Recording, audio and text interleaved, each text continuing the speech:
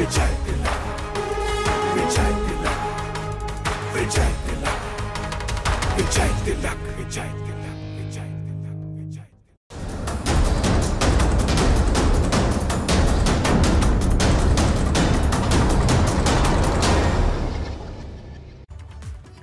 नमस्कार, बहुत स्वागत है आप सभी का रणभूमि लाइव में। आपके साथ हूं मैं दीपा बाफिला। यूपी चुनाव के 5वें दौर के मतदान के लिए आज आखिरी प्रचार युद्ध है।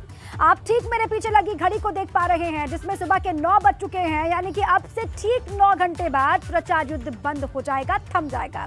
इस फेज में यूपी में 12 जिलों की 61 सीटों पर पूरी ताकत झोंकते तमाम सियासी दल नजर आएंगे और इस चुनावी रणभूमि की सबसे तूफानी कवरेज कर रहा है एबीपी गंगा।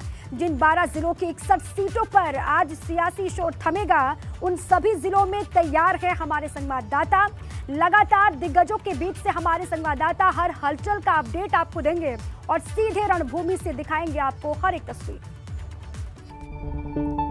और इस तूफानी कवरेज के बीच हर बड़ी खबर पर लगातार नजर है।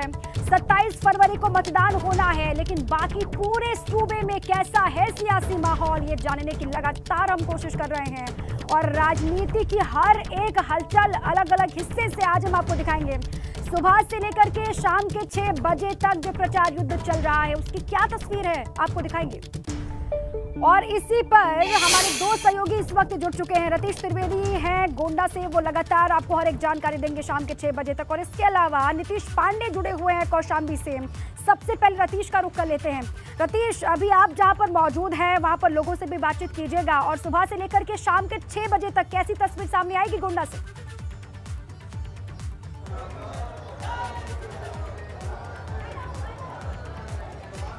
बिल्कुल, देखिए गोंडा में हम मौजूद हैं और पंडित सिंह के घर आवास में मौजूद हैं। सियासी छत्रप हैं, उनके भतीजे पंडित सूरज सिंह मैदान पर हैं और उनके घर पर हम मौजूद हैं, उनके आवास पर मौजूद हैं और समर्थकों का जमावड़ा लगा हुआ है। आज आखिरी दिन है, प्रचार युद्ध का आखिरी दिन है और प्रचार युद्ध के आखिरी दिन ये तस्वीरें निकल करके आ रही हैं। और देखिए सूरज सिंह भी आ गए हैं, उनसे बात कर लेंगे कि किस तरह से प्रचार कर रहे हैं। सूरज सिंह जी आपसे जानना चाहेंगे, प्रचार युद्ध में आज क्या सब कुछ झोंकने जा रहे हैं? देखिए, ये जो महाभारत का धर्म युद्ध हो रहा है गोंडा सदर में, मैं समझता हूँ कि इसमें धर्मपिता के रूप में गोंडा की महान जनता ने स्वर्गीय पंडित सिंह जी के 30 साल की सेवा को और सूरज सिंह की 12-15 साल की मेहनत को निश्चित रूप से मन बना लिया है कि सूरज सिंह को आशीर्वाद देंगे। बहुत सही एंट्री आपने मारी है, बिल्कुल एंट्री सही वक्त पे हुई है कि विधानसभा में भी एंट्री होगी आपकी। एंट्री आपकी सही हुई है, विधानसभा में एंट्री होगी।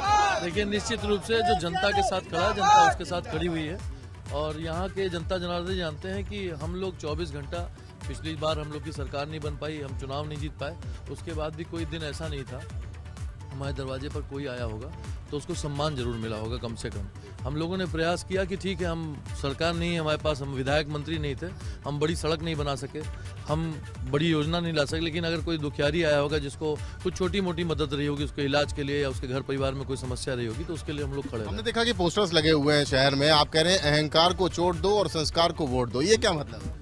देखिए, ये चीज़ें जो है जनता से ही निकल के आती हैं। जनता के मन में, अभी मैं बैठा था कुछ दिन पहले, एक हमारे बहुत सीनियर प्रधान जी हैं, तो उन्होंने कहा कि सूरज भैया, एक तरफ आप हो जो सबको दिन भर नमस्ते करना, प्रणाम करना, सबको मिलना, सबसे हाथ मिलाना, गले लगाना, और एक तरफ ऐसे विधायक भी हैं इस क्षेत्र के जो कि लोगों से बात करना नहीं पसंद करते हैं। आम जनमानस के तन से उनको बदबू आती है, लोग उनसे मिल नहीं सकते हो। यहाँ तक कि एक नारा बीजेपी ने दिया, बीजेपी ने कहा कि फ़र्क साफ है।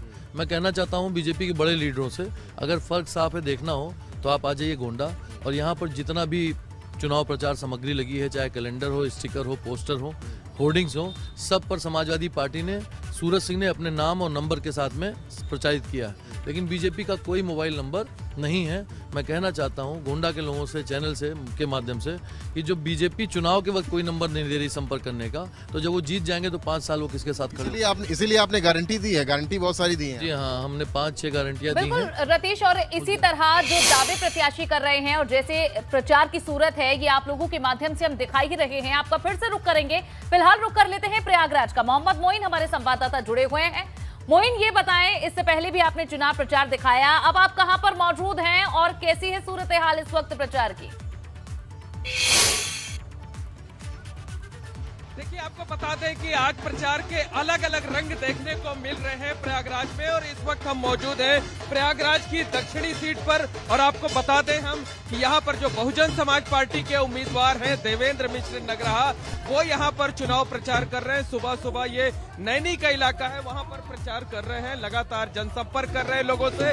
और ये जो है देवेंद्र मिश्र नगराहा लगातार जो है चुनाव प्रचार में जुड़े हुए हैं। ढोल नगाड़े बजाए जा रहे हैं, समर्थकों के साथ निकले हुए हैं, झंडा लिए हुए हैं, और लगातार जो है इनका जनसंपर्क नैनी इलाके की तरफ वो बढ़ता चला जा रहा है। तो ढोल नगाड़े के साथ गले में फूलों की माला पहने हुए लगातार इनका जनसंपर्क चल रहा है। हम इनसे बातचीत करते हैं और ये जानने की कोशिश करते हैं कि आखिर इनके क्या मुद्दे हैं।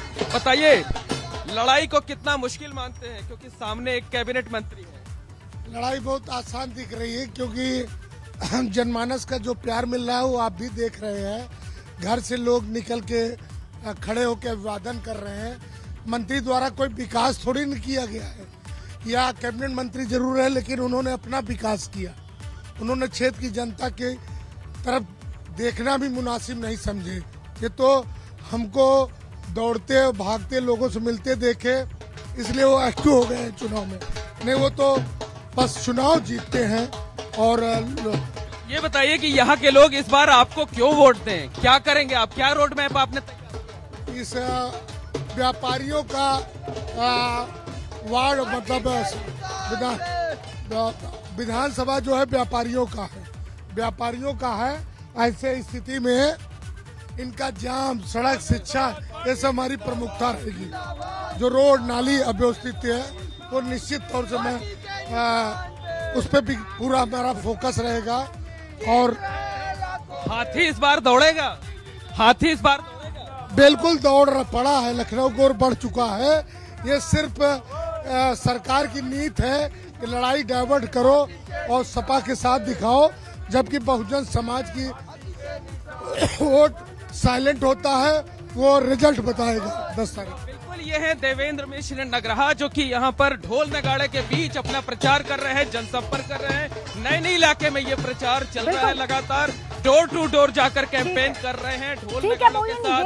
ये प्रचार के रंग हैं, अलग अलग दलों की तरफ से लगातार अलग अलग रंग दिखाई दे रहे हैं प्रचार के। बसपा भी लगातार मैदान में डटी हुई है, और साइलेंट वोटर जो हैं उनको लेकर इनका भरोसा है कि वो एक बार फिर से जिताएगी बहुजन समाज पार्टी को। आप रहिए मोइन हमारे साथ, सीधे अयोध्या का रुख कर लेते हैं, वहां से नितिन उपाध्याय लगातार आपको हर एक जानकारी दे रहे हैं। नितिन, इस वक्त आपकी मौजूदगी कहां पर है और सीएम योगी आदित्यनाथ को लेकर क्या जानकारी है? कितनी देर में वो यहां से निकलेंगे सुल्तानपुर के लिए?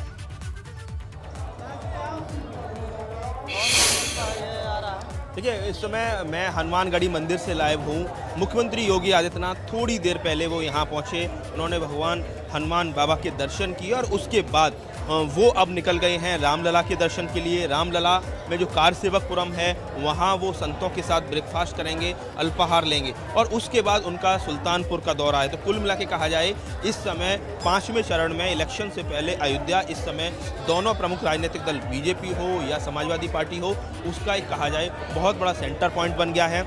पूर्व मुख्यमंत्री समाजवादी पार्टी के राष्ट्रीय अध्यक्ष अखिलेश यादव भी आज यहाँ आ रहे हैं, और अयोध्या के जो कहा जाए गोसाईपुर जो गंज है, जो उसकी लालगंज एक वो कहा जाए जगह है, वहाँ वो जनसभा को संबोधित करेंगे अभय सिंह जो प्रत्याशी हैं उनके समर्थन में। और उसके बाद उनका अयोध्या से लेकर फैजाबाद तक करीब 8 किलोमीटर का उनका रोड शो निकलेगा।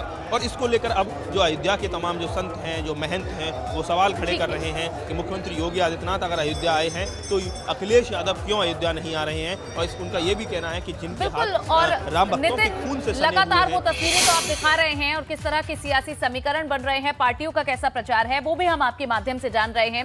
इस बीच सीएम योगी कल से ही अयोध्या में हैं, ये भी जानकारी हम अपने दर्शकों को दे रहे हैं। कल जहां सीएम ने अयोध्या में अलग अलग विधानसभाओं में जनसभा की और शाम को रोड शो किया, सीएम ने अयोध्या में ही रात्रि विश्राम भी किया। सुबह सुबह सीएम योगी हनुमानगढ़ी के दर्शन करने पहुंचे और भगवान बजरंग बली से जीत का आशीर्वाद भी लिया।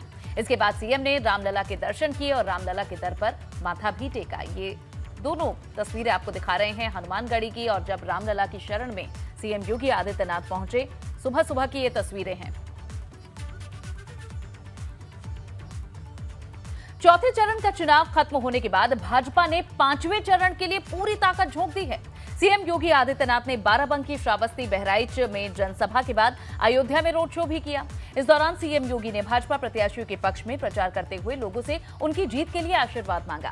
सीएम ने एबीपी से एक्सक्लूसिव बातचीत में कहा कि भाजपा यूपी में फिर से प्रचंड सरकार बनाने जा रही है। राजनीति में अयोध्या और राम मंदिर का बड़ा महत्व है। आज मुख्यमंत्री योगी आदित्यनाथ अयोध्या की सड़कों पर रोड शो कर रहे हैं। योगी जी, क्या महत्व और क्या संदेश दे रहे हैं आज इस road show? Bharatiya Janata party के प्रति, राष्ट्रवाद, विकास और सुशासन के प्रति जन समर्थन का प्रतीक है ये रोड शो। उमड़ता हुआ जन समर्थन प्रधानमंत्री मोदी जी और डबल इंजन सरकार के प्रति जनता के समर्थन और उत्साह को प्रदर्शित करता है। आप कह रहे हैं भारी बहुमत से सरकार आ रही है, तो क्या मैं भावी मुख्यमंत्री से बात कर रही हूँ? देखिए, मुख्यमंत्री कोई राम भक्त ही होगा, रावण भक्त नहीं। इस बार अखिलेश यादव कह रहे हैं कि बीजेपी को करंट लगेगा 440 वोल्ट का। ये तो रोज उन पे लग रहा करंट बता रहा है। 4 चरणों के चुनाव हो चुके हैं और उनके मुरझाए हुए चेहरे उनके बाहर भागने के लिए अभी से बुक हो रहे टिकट 10 मार्च के बाद उत्तर प्रदेश में क्या होने जा रहा है इसकी गवाही दे रहा। योगी जी, बड़ी सवाल उठ रहे हैं कि नवाब मलिक की गिरफ्तारी से क्या उत्तर प्रदेश के चुनाव का या फिर हिजाब के मामले में कोई कनेक्शन है? किस बारे में? नवाब मलिक की गिरफ्तारी, महाराष्ट्र के मंत्री नवाब मलिक की गिरफ्तारी और हिजाब के मामले से क्या उत्तर प्रदेश चुनाव का? समाजवादी पार्टी ने कभी किसी अच्छे कार्य का समर्थन किया है क्या? आतंकवादियों का समर्थन समाजवादी पार्टी करती है, अवैध शराब के कारोबारियों का समर्थन समाजवादी पार्टी करती है और मनी लॉन्ड्रिंग से जुड़े हुए, अंडरवर्ल्ड से जुड़े हुए लोगों के साथ कनेक्शन में गिरफ्तार हुए महाराष्ट्र के एक मंत्री के समर्थन में जिस तेजी के साथ समाजवादी पार्टी ने अपना समर्थन व्यक्त किया है, मुझे लगता है कि इनको अहमदाबाद के फैसले में, न्यायालय के फैसले में अपनी सफाई भी देनी चाहिए और समाजवादी पार्टी को आतंकवाद के मुद्दे पर और आजमगढ़ में जहरीली शराब से हुए मुद्दे पर अपनी स्थिति भी स्पष्ट करनी चाहिए। योगी जी, एक सवाल उठ रहा है कि आप राम की बात करते हैं तो अखिलेश यादव हाथ में गदा लेकर घूम रहे हैं अपनी रैलियों में। ठीक ही बात है। हम तो चाहते, देखिए, अगले चुनाव तक अखिलेश यादव भी कार सेवा के लिए हमारे साथ यहाँ दिखाई देंगे और क्योंकि तब तक इन लोगों का जनाधार पूरी तरह समाप्त हो चुका होगा। इसके बाद समाजवादी पार्टी लड़ने लायक ही नहीं रहेगी। जनता जनार्दन उनको बहुत अच्छा जवाब देने जा रही है। योगी 1 रेजिम और योगी 2 में अगली सरकार में क्या अंतर देखने को मिलेगा? लोक कल्याण संकल्प पत्र भारतीय जनता पार्टी ने जारी कर दिया है। जो हमने कहा है वो करके दिखाया है, जो कहेंगे वो करके दिखाएंगे। अंतिम सवाल, आज की भीड़ और 4 फेज के बाद, जीत के बाद सीट में क्या आंकड़े देख रहे हैं? फिर एक बार 300 पार के लक्ष्य को भारतीय जनता पार्टी प्राप्त करेगी जीत और इस बात का भरोसा और जन सैलाब देखते ही बनता है इस समय अयोध्या की सड़कों पर। कैमरा पर्सन सूरज पांडे के साथ मनोज लोईवाल, अयोध्या। रणभूमि लाइव आप देख रहे हैं। 5वें चरण के चुनाव के लिए आज आखिरी दिन है प्रचार का। सीधा रुख करेंगे कौशाम्बी। नीतीश पांडे हमारे संवाददाता जुड़े हुए हैं। नीतीश, बताएं कौशाम्बी में प्रचार कैसा चल रहा है? आज आखिरी दिन है यहाँ भी। कौशाम्बी की सिराथू सीट जो कि इस समय हॉट सीट है, एक और डिप्टी सीएम केशव प्रसाद मौर्य और दूसरी ओर अगर बात करें तो अपना दल कमेरा के बीच टक्कर है। और आप देखिए, आज प्रचार का आखिरी दिन, कार्यकर्ता कितने जोश में हैं। सबके सिर पर टोपी और गले में ये पट्टा और इसके साथ ही पूरी तरह से दिल में जोश भरे। क्या सड़क पर निकल रहे हैं, गलियों में निकल रहे हैं, कर क्या रहे हैं आप? हम लोग प्रचार अभियान में चल रहे हैं। माननीय केशव प्रसाद मौर्य जी के चुनाव अभियान में चल रहे हैं। केशव प्रसाद मौर्य नारे ही लग रहे हैं, जनता का सपोर्ट भी। क्या कह रहे हैं, कब ये राह कह रहे हैं कि बड़ी कठिन है, कहीं ना कहीं जो वोटों की राह कठिन है, जो प्रतिशत है वो अलग दिखाई दे रहा है, पटेल वोट भी यहाँ जाते हैं। नहीं ऐसा कुछ नहीं है, सम्मानी जी के समर्थन में 70-30 का अंतर है। हम आपको जवाब देते हैं, ये चीज जान लीजिए, केशव जी के फेवर में सिराथू की जनता, एक ही बात बोलूंगा, पगला गई है। ये चीज जान लीजिए, सिराथू की जनता केशव जी के पक्ष में पगला गई है। महिलाओं से पूछ लेते हैं, आप लोग भी आई हैं यहाँ पे, क्या महिलाओं का किस तरह का सपोर्ट मिल रहा है? महिलाओं का तो भरपूर समर्थन है, 100%। जो विपक्ष में है या किसी भी समुदाय से है, हर महिला साथ है भाजपा सरकार के साथ, योगी सरकार। महिला युवा सब साथ है, पूरा हम सिराथू विधान 1 लाख वोटों से हम लोग विजयी होंगे। हम लोग 1 लाख से अधिक वोटों की मार्जिन से जीत दर्ज करने जा रहे हैं। देर में केशव प्रसाद मौर्य कड़ा धाम पहुंचेंगे, वहां के रविदास घाट पर उनका कार्यक्रम है और आज यहाँ अमित शाह जी भी यहाँ पर आ रहे हैं। जी अमित शाह की रैली है और वो यहाँ पे केशव जी के समर्थन में प्रचार अभियान में आ रहे हैं और हमारे जो है कि माननीय जो है कि गृह मंत्री हैं, उनका स्वागत है। हम लोग भी पूरे जोश के साथ लगे हुए हैं, आज की रैली को सफल बनाएंगे। केशव प्रसाद मौर्य की ये जन्मभूमि कही जाती है सिराथू, तो ऐसे में कितना जनता उन्हें चाह रही है, क्या कहना?